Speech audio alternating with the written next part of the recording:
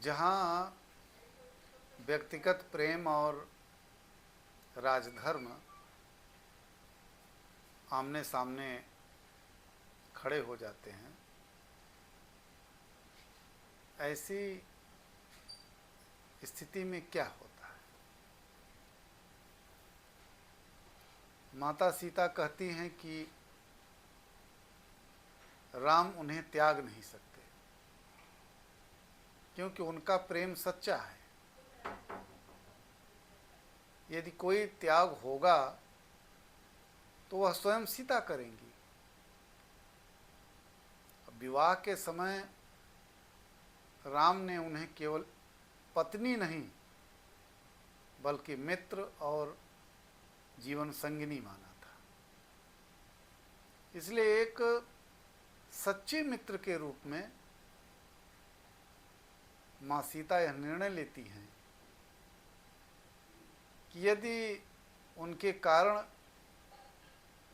भगवान श्री राम की प्रतिष्ठा, राजधर्म और प्रजा का विश्वास संकट में पड़ रहा है, तो उन्हें स्वयं हट जाना चाहिए। भगवान इसके उत्तर में कहते हैं कि यदि राजधर्म और सीता में से किसी को एक को चुनना हो पड़े तो वे राजपाट छोड़कर सीता के साथ चले जाएंगे। अब देखा जाए तो यह उनके यानी भगवान के पतिधर्म और प्रेम की पराकाष्ठा है, लेकिन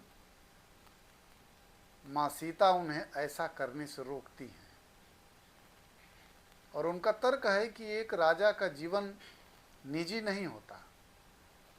राजा का प्रत्येक निर्णय संपूर्ण राज्य और इतिहास को प्रभावित करता है। यदि राम प्रजा की भावना की उपेक्षा कर केवल पत्नी के प्रेम में राज्य छोड़ दें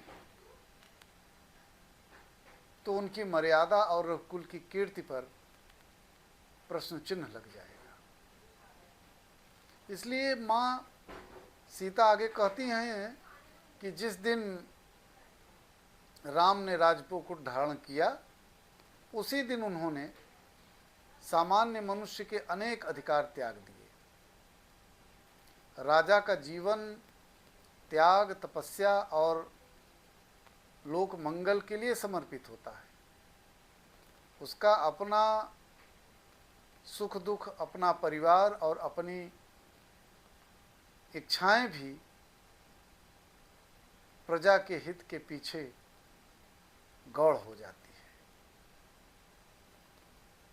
भगवान श्री राम और माता सीता का जीवन केवल दाम्पत्य प्रेम की कथा नहीं है,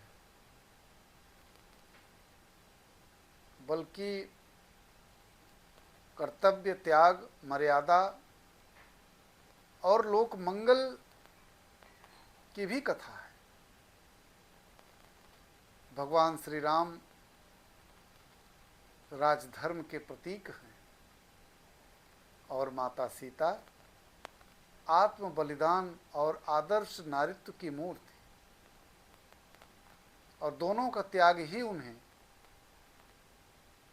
युगों युगों तक पूजनीय बनाता है। रघुकुल रीति सदा चली आई, प्राण जाय पर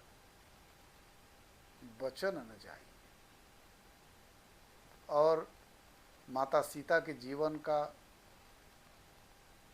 संदेश है कि सच्चा प्रेम अधिकार नहीं बल्कि आवश्यकता पड़ने पर त्याग करने की क्षमता भी रखता है। जय श्री